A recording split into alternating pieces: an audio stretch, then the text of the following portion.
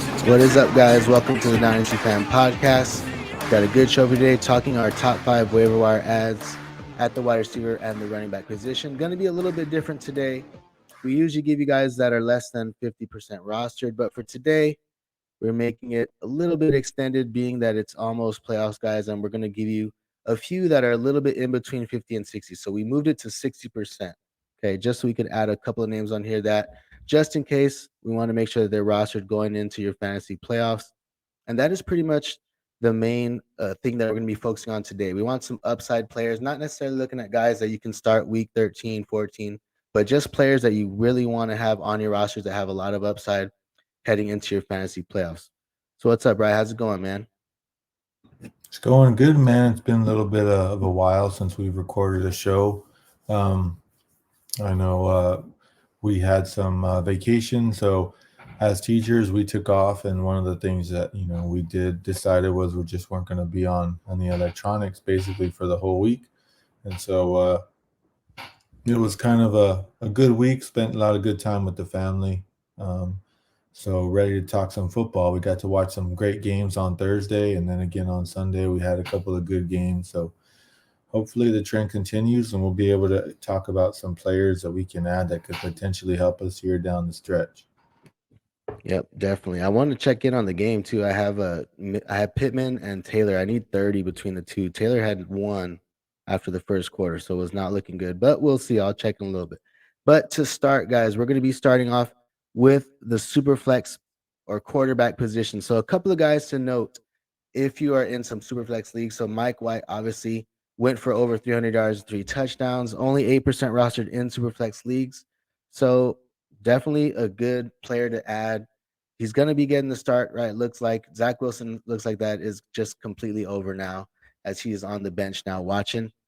And we got Sam Darnold, 6% rostered. Get your rushing touchdown. You remember that last year, those first few games, he just kept getting rushing touchdowns. So Sam Darnold, QB 16 on the week. And really, there was no bias either. So definitely good to see Sam Darnold in definitely in the Superflex leagues is a good ad. And then Jordan Love, a little speculative ad, only 2% rostered.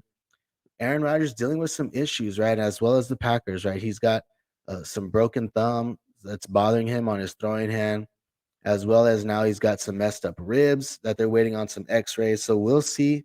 But it looks like Jordan Love could possibly be getting some starts pretty soon here down the stretch. So just a speculative ad. I think out of all these guys, I think Mike White probably be with my preferred one. What do you think right out of these three? Yeah, I think for sure Mike White, just because he has a lot of weapons around him, man. He really liked Garrett Wilson. Garrett Wilson had a huge game. Yep. He has some pretty decent tight ends in Conklin and Uzoma. I know the Brees Hall injury does hurt, but he's got other guys there that we're going to talk about that we're pretty solid, man. They have a pretty good offensive line, a good coaching staff. They have Corey Davis, and they have Elijah Moore. We had an Elijah Moore sighting.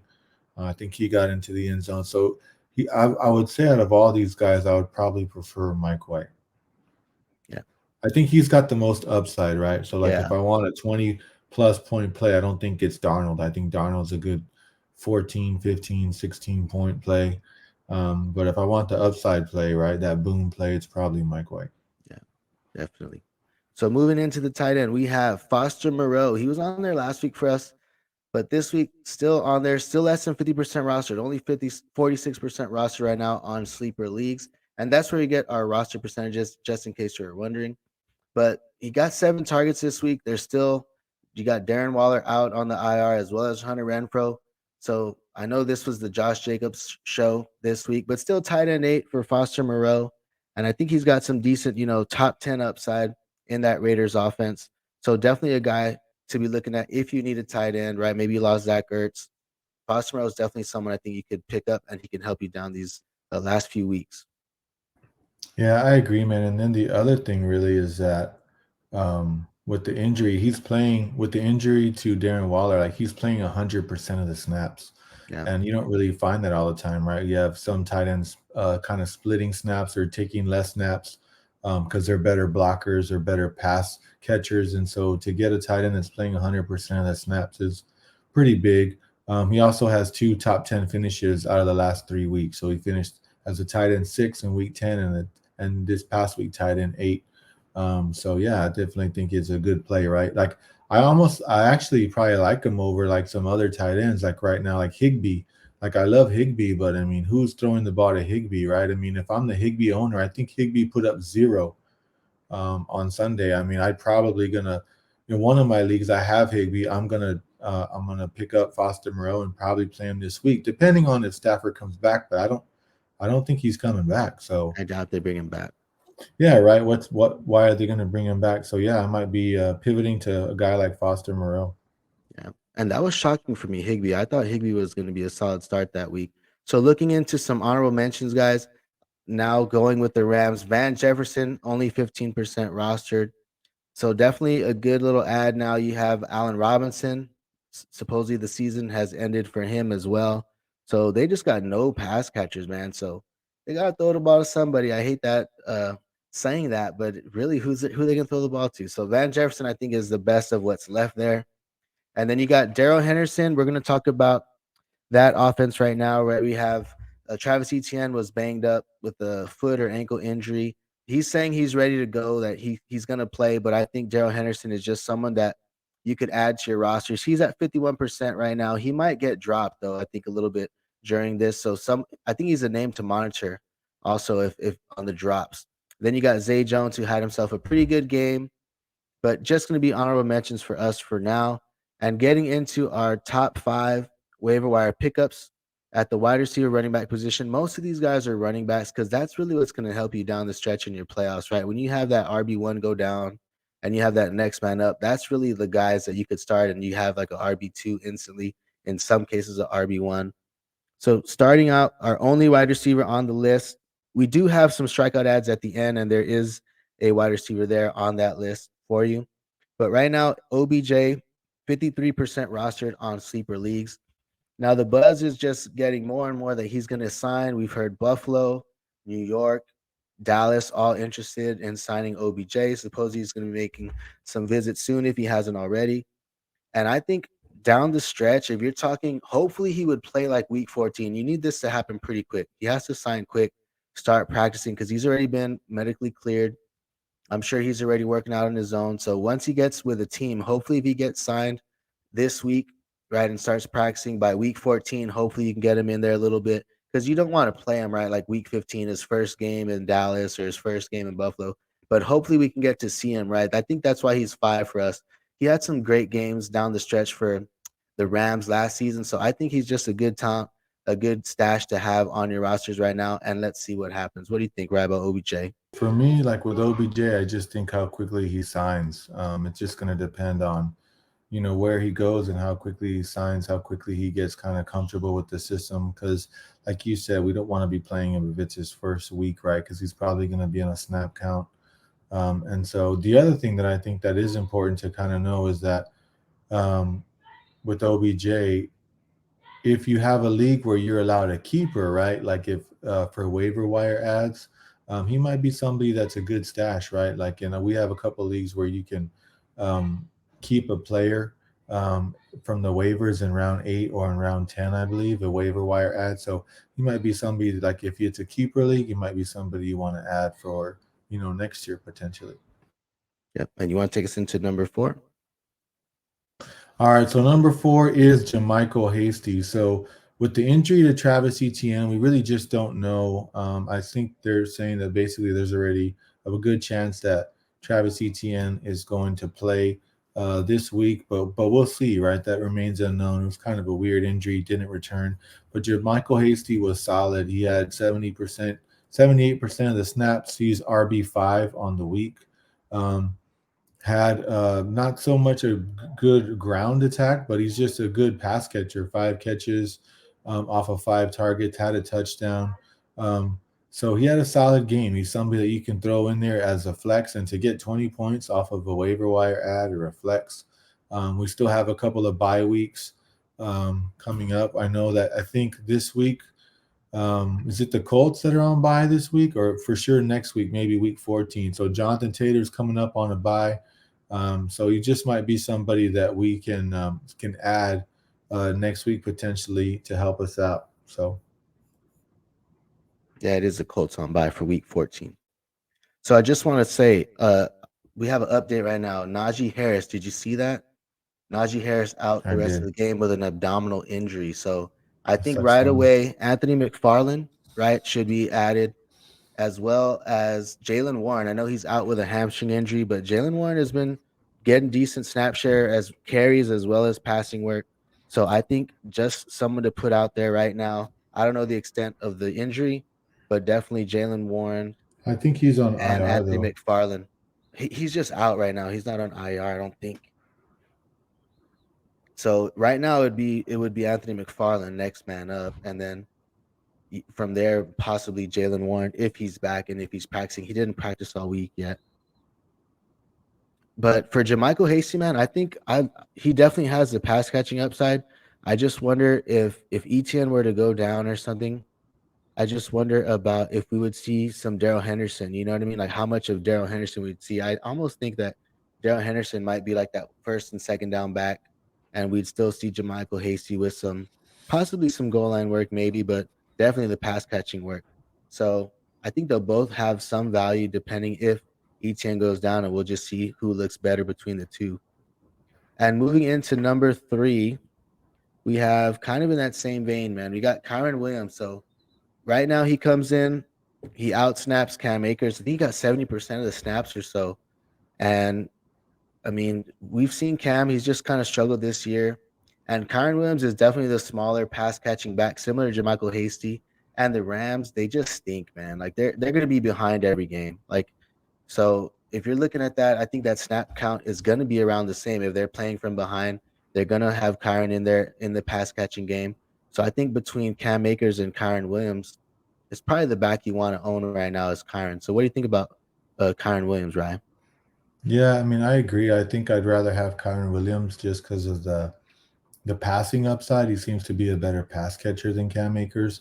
And then the other thing is that really down the stretch, like if they don't really have anything to play for, there's not really a reason to like keep throwing Cam Akers out there, right? I mean, yeah, they'll give him some work, but maybe try to start saving him or start thinking about next year, right? And a whole nother Yeah. year of kind of recovering and rehabbing, and maybe he'll, kind of return to a little bit closer form than he was a couple of years ago. And so, yeah, I mean, Kyron Williams is somebody definitely that I think we need to be talking about because I think the snap share is going to continue to go up.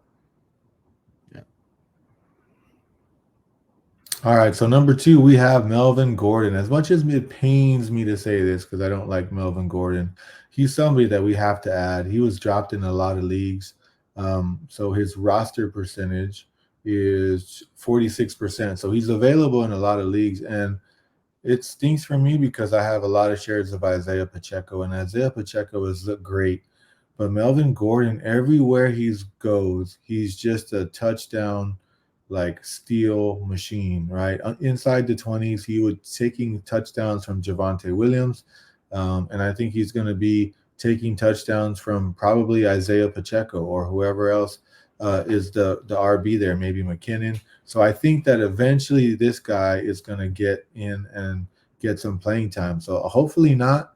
Hopefully they stick with Pacheco. I think he's been solid. I like Pacheco. He's somebody that we had on our waiver wire ads a lot. Um, so hopefully not. But I mean, Melvin Gordon is still somebody that has to be rostered because he's signing with the great offense with the Chiefs. Somebody that we have to roster for sure. Yeah, I think definitely too. Melvin Gordon definitely in a better situation than the Denver Broncos, right? They have one of the worst offensive lines, and Melvin has struggled, right? He's looked a little bit older, a little slower. He's fumbled the ball. It seems like he's fumbled his position away. But now in Kansas City, it didn't seem he didn't seem very happy there, right? Either there was a couple post game press conferences where he seemed upset, right? Not getting some as much work as he wanted. So I think in Kansas City, man, I think with the change of scenery and now a team actually playing for something, I think Melvin Gordon we could see a little revamped, re-energized Melvin Gordon there. And I know he's just on the practice squad right now. Practice squad right now. If you haven't heard, he's on the Kansas City Chiefs, signed to the practice squad. And it seems with Kansas City, you have Hilaire out, but they don't seem to love any of their running backs, right? They seem to be fidgeting around a lot with them. We've seen some days where it's McKinnon in there. We've seen Pacheco recently, the past 2 weeks, get an increase in the carries.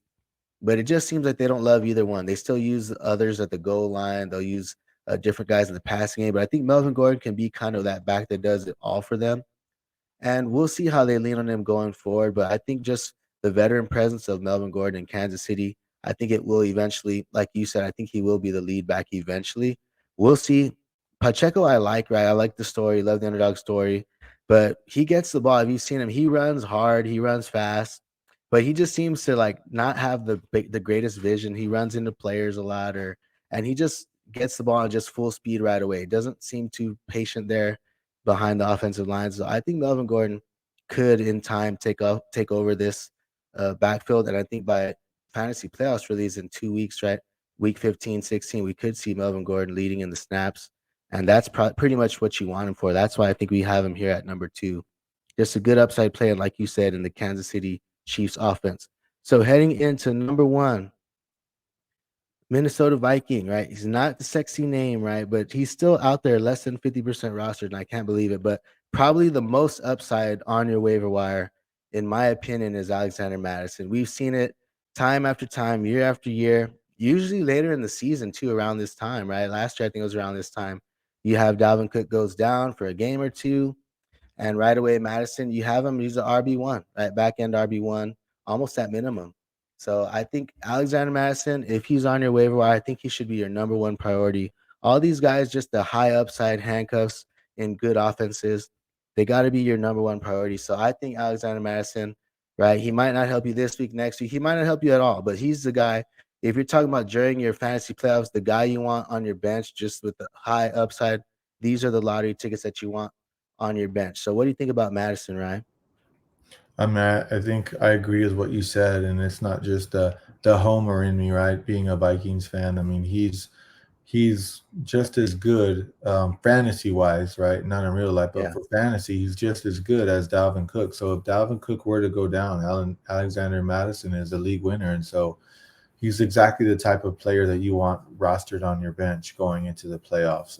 If something were to happen to Cook, he's an instant starter as a running back or as a flex. And it's just he's a league winner, and so he's Yeah. somebody that has to be rostered. I have him in a couple leagues.